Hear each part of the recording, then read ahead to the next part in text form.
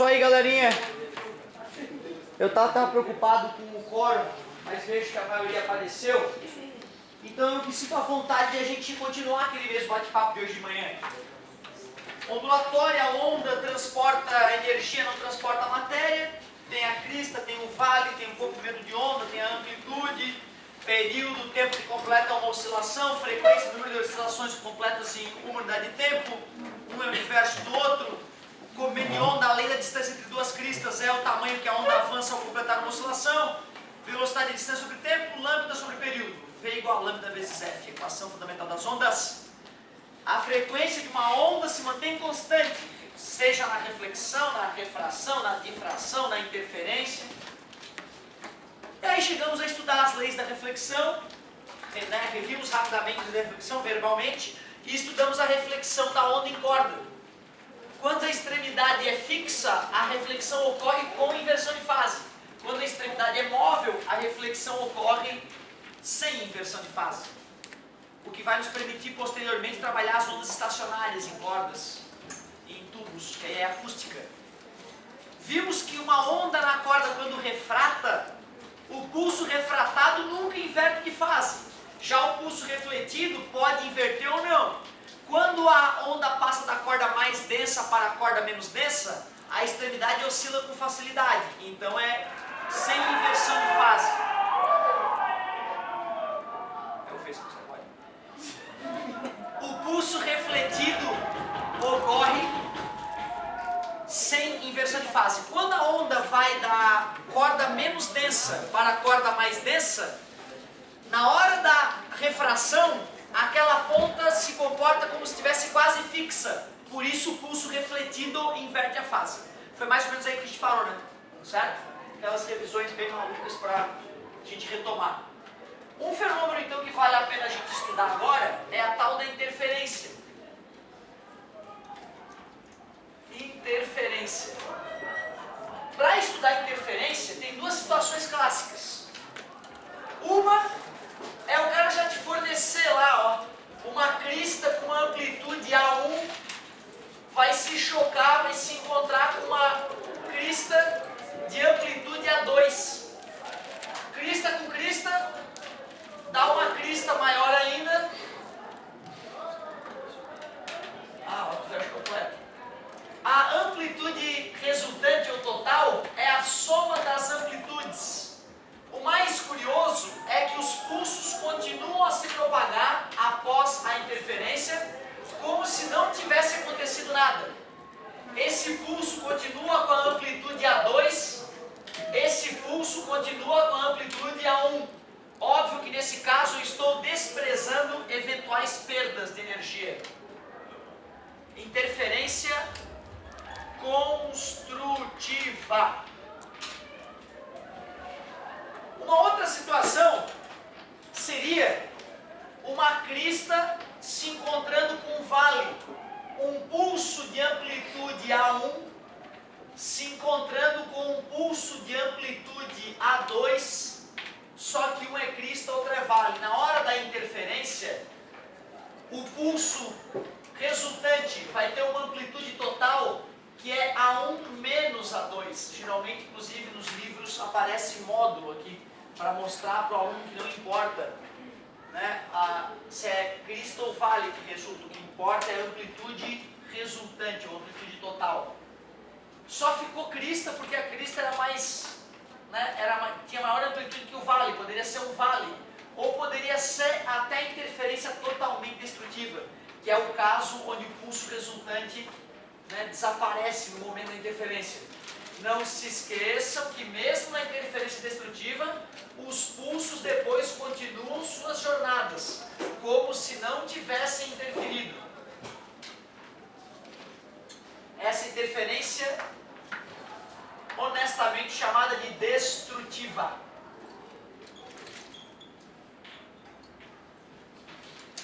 Já que tem a interferência construtiva e destrutiva, não custa citar que tem um caso especial da destrutiva, que é quando as amplitudes que interferem têm exatamente o mesmo módulo, amplitude A e amplitude A.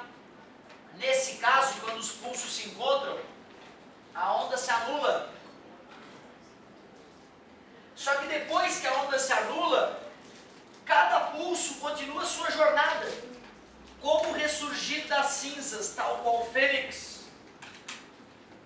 Isso aqui eu demorei a acreditar também, o professor contou que isso aconteceu, até parece, a onda desaparece, de repente ela, oi, aparece de novo. Mas é fato, as ondas vão continuar suas jornadas. Esse pulso que era uma crista vai continuar indo para a direita. Esse pulso que era um vale vai continuar indo para a esquerda. E no momento da interferência vai ter um momento específico que tu não vê nada ali. Que aparentemente a onda se extinguiu. Mas a energia dela permanece e vai se demonstrar na próxima fotografia. Fica à vontade, meu querido. Com licença, pessoas desculpem. Professor, só pegar uma tela da gaveta ali, por gentileza. Vontade, meu querido. Essa excitação toda na sua aula, depois tu me mostra qual é o segredo, cara, que a gente quis assistir a aula junto com a galera. Eu fiz um mais animado. Eu fiz um strip. Ai, cara. Depois eu vou tentar te imitar. Não sei se foi sensual, mas foi marcante. Show, cara. Que figura, cara. Um dia eu chego lá.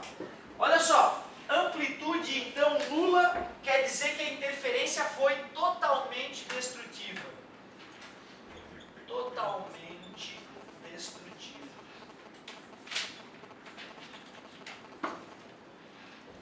Show! Não sei se comentei com vocês, né, mas uma das aplicações dos conhecimentos de engenharia mecânica, lá na engenharia mecânica tem uma matéria que chama acústica. E acústica e controle de vibrações, o nome da matéria. E tu vê o cara que estuda essa matéria adequadamente, depois se especializa, ele é contratado pelas fábricas para diminuir o barulho, as vibrações nas fábricas que adoecem tantas pessoas. E o engenheiro, então, reposicionando as máquinas no chão de fábrica, consegue reduzir drasticamente, através de interferências destrutivas, né, os barulhos que adoecem os operários aí no chão de fábrica. É uma das aplicações da engenharia mecânica, então, controle de vibrações. Show! Uma outra situação interessante para a gente estudar interferência é o seguinte, ó. Imaginem vocês que eu tenho duas fontes de onda. Para ficar bem palpável, cara, imagina ter uma âncora, quando o cara tem um iate, lembra do iate? Quando o cara tem um iate, ele tem uma boia às vezes na frente da casa dele, onde ele ancora o iate dele. Aquela boia, por motivos de vento ou da ondulação, pode começar a subir e descer e ela mesma gerar ondinhas em volta dela. Imagine então que eu tenho duas boias. E essas boias estão flutuando e por algum motivo bizarro elas começam a afundar e a emergir. Mas elas estão no mesmo ritmo. Assim eu teria duas fontes de onda coerentes, que a gente chama. Uma gera um vale, a outra gera um vale. Uma gera crista, a outra gera crista. Se nós olhássemos essa situação de cima, nós poderíamos perceber a fonte F1 gerando suas cristas e seus vales, que poderiam ser representados dessa maneira, cristas e vales se sucedendo. Esse é o padrão de ondas gerada pela fonte 1. A boia lateral, vou chamar de fonte 2. Quando ela afunda, ela gera uma crista. Quando ela emerge da água, ela gera um vale. O contrário, aliás, perdão. E essas ondas geradas têm o mesmo comprimento de onda. E elas estão gerando ondas em fase.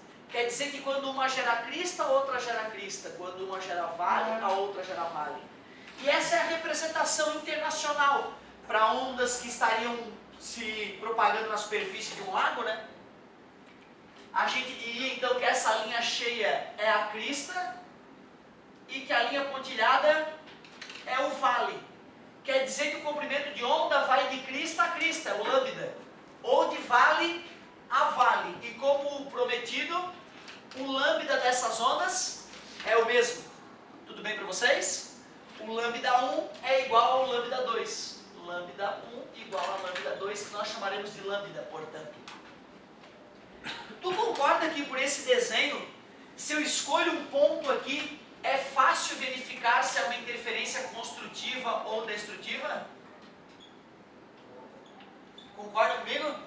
No ponto A, é uma interferência construtiva ou destrutiva? Construtiva, né? É uma interferência construtiva, porque é crista com crista.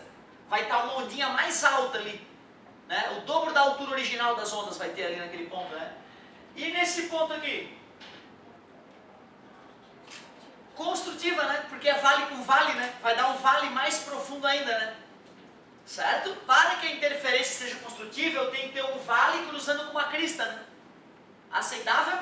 Naquele ponto eu vou ter um vale cruzando com uma crista.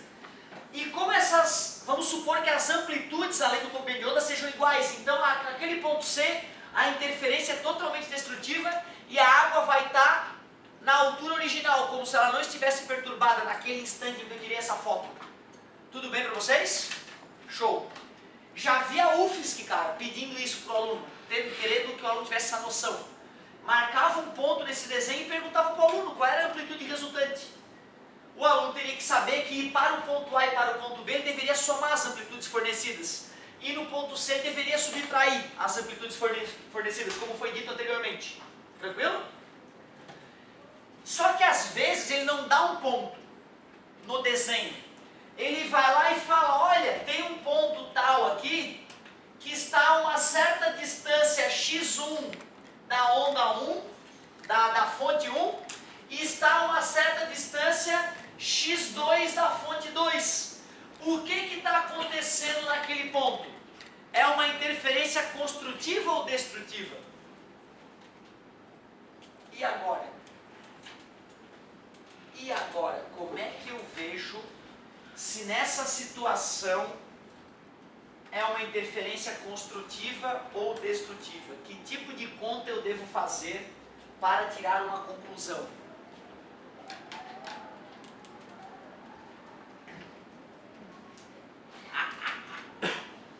Ninguém para me ajudar? Se nós colocarmos número fica fácil de repente, né? Mas eu tenho medo que fique fácil demais. Vamos colocar uns números só para ter uma ideia? Vamos dizer que o lambda de ambas as ondas é 2 metros. Certo? Vamos dizer que o x1 é 6 metros. E que o x2 é 8 metros. E aí? Nesse ponto G, a interferência é construtiva ou destrutiva?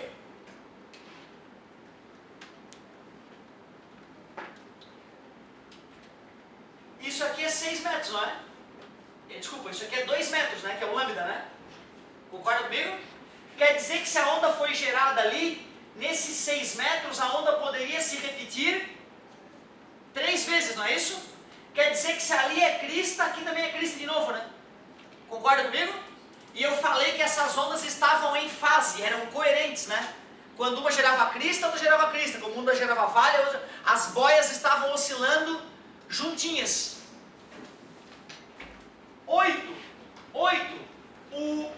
4 repetições, não é?